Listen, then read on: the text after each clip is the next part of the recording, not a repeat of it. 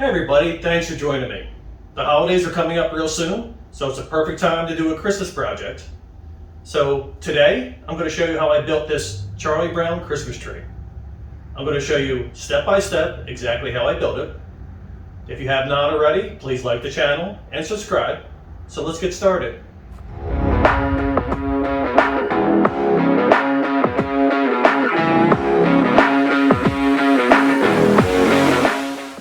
Okay, the supplies I used was a 3-foot section of 3/8 round rod, 2 4-foot 1/4 inch round rod, and I had 5 2-foot sections. I'm not sure the size, but it was equivalent to 14 gauge steel. For the 3/8 rod, in the first foot or so, I made some slight bends so it wouldn't be so straight. Then I grabbed some of the 1/4 inch rod and I started cutting in sections between 8 inches and 3.5 inches. I was just doing this for the branches, and I was kind of doing it randomly, and I was cutting them down on one side to about a 45-degree angle. Once I'm done cutting these pieces, I'm going to clean up the edges so there's no burrs on it. Then I'm going to bring it over to the table. I'm going to lay out what I have. I'm then going to grab those 1/4 inch pieces. I'm going to take them to my bender. I'm going to make slight bends in them, trying to mirror like branches, how they would like arch out.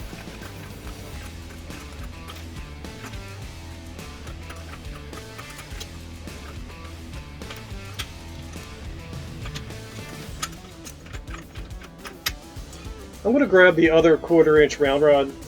I'm going to start bending it, nice arch. This is going to represent the top of the tree and what's going to hold the Christmas ball.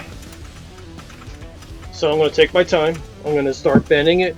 I'm going to line it up with the 3/8 piece that I bent earlier.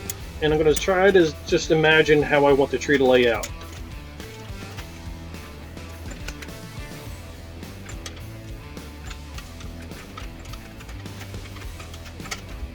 Once I'm happy with the shape for the top, I'm then going to bring it over to the table. I'm going to lay out the branches, the stems. I'm going to try to figure out how tall to make this tree. On the left side, I did make bends to go up. Wasn't really happy with this, so I did rebend it to have them arch down more, just like the other side on the right. Then I got a Sharpie. I made a mark where I want to make the cut in the 3/8 steel. Lined up the top piece. The reason I made the top 1/4 inch steel is because I want the top to be thinner than the bottom of the stem. Once I was happy where it was, I marked that one as well so I can cut them.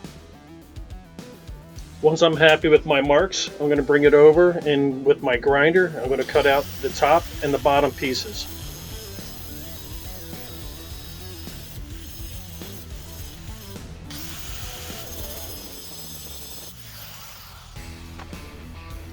I take all my cut pieces, I bring it to my table and lay it out. I'm pretty happy with what I have here, so let's start welding.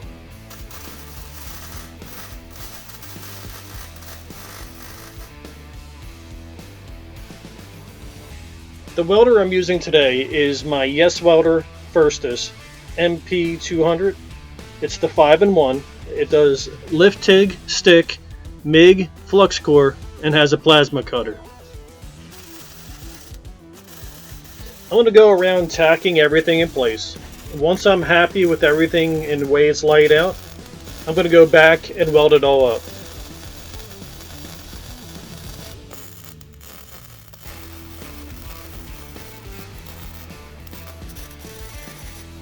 Once I have all the branches welded on, I'm then going to grab those smaller rods I have, the ones that are about the width of the 14 gauge steel.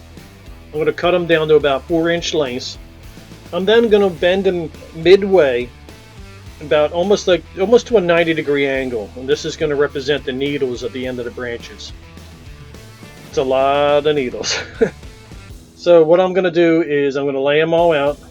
Once I'm happy with the numbers on each branch, I'm then going to tack them in place. You have to be real careful welding material this thin. I have my welder turned all the way down. I believe it was 20 amps. I am welding on the thicker material, the 1/4 inch material, and then pushing my weld pool towards each one of these little rods. It's very tedious, it's very long because there were so many of them, but it turned out it looked pretty good at the end. After I'm done welding it, I'm going to get the grinder out. I'm cleaning up all my welds. Once all my welds are cleaned up, I'm going to wipe everything down with acetone, and I'm going to get ready for paint. The only thing I'm going to paint are the actual needles in the end. The acetone will clean all the oils off the material. Once I have it all cleaned up, I'm going to get tape. I'm going to tape the end of the 1/4 inch rod right by the needles. Then I'm going to spray primer all over the needle sections.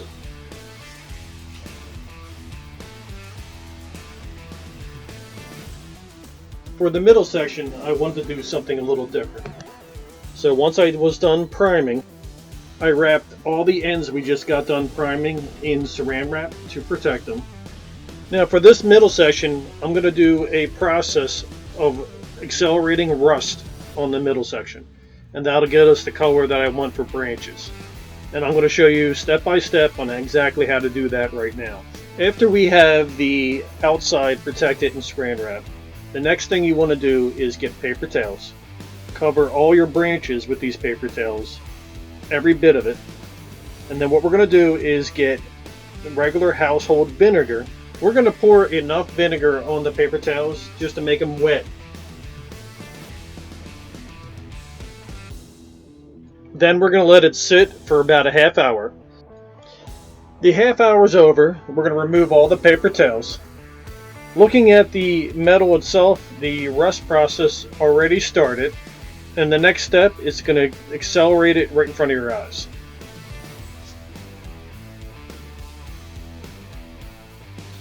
Alright, the next step, you get hydrogen peroxide. I found one at my local pharmacy that has a spray top to it. I'm going to put 2 tablespoons of table salt in it, shake it up. Now what you're going to do is you're going to spray all the bare metal, make sure it's nice and saturated. And right in front of your eyes, you're actually going to see the color change almost immediately. Remember to get your backside as well. There is no such thing as too much on this process. Anything you want to turn to rust, you want to spray. This is what it looks like immediately after spraying. You can see how it turned almost to a rust color right away. In a couple hours, I'm going to spray it one more time, then I'm going to let it sit overnight. Alright, now overnight, this is what it looks like. It rusts beautifully. Next thing to do is to paint the needles. So I have an airbrush. Now I'm going to paint the needles green. I'm going to make sure I paint both sides. I'm going to cover it well, and I'm going to make at least 2 to 3 coats on this to make sure that it's nice and thick. I am not worried about painting the 1/4 inch rod underneath the needles. I think it blends in nicely.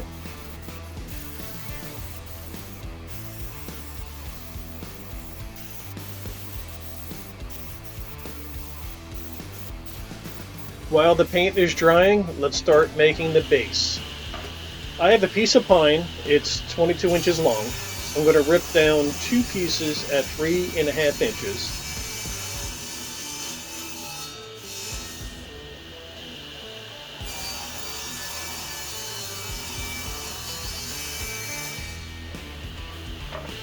I'm going to take one of those pieces, I'm going to rip it in half, so now I will have 2 pieces at 11 inches. The other piece, I'm going to cut down to 3 7/8. I'm going to cut 4 of them, and this is going to help create a cross lap joint.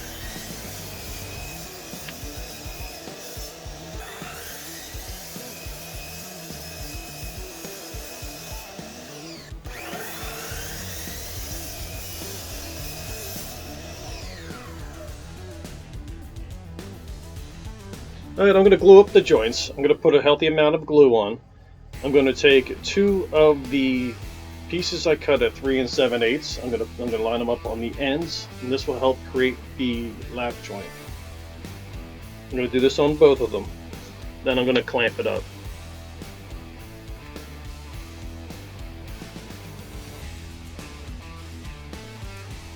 Once the glue is dry, I'm going to put it together, take it over to my drill press.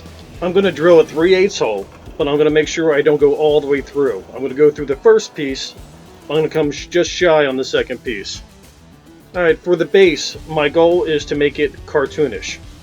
So I got black paint, and I'm going to paint every corner on both pieces. The attempt here is not to be really neat about it, just cover every single corner.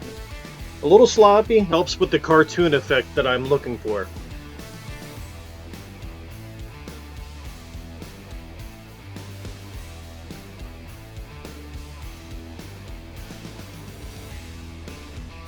As always, if you have any questions about the project, welders, tools used today, or have any other comment or suggestions about future projects, please let me know in the comments below.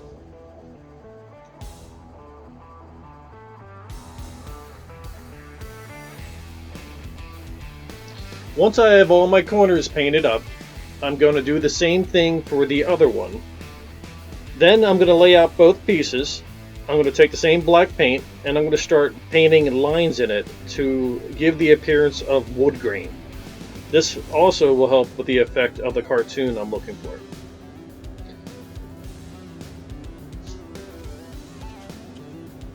Once the paint is dry, assemble the base and also the tree.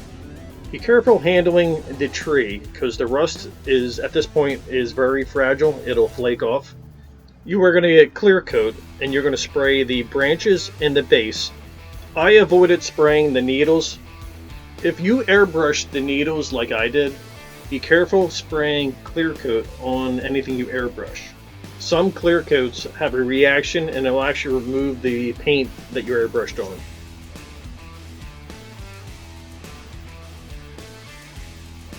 All that's left now is to wait till your clear coat is dry. Then you're ready to put on display. I'm really happy on how this project turned out. I think the base does give that cartoon effect, and overall it was a nice easy project. It looks good. It's great for the holidays. I hope you enjoyed the video. If you have not already, please like and subscribe. I will see you on the next video. Happy holidays from my family to yours.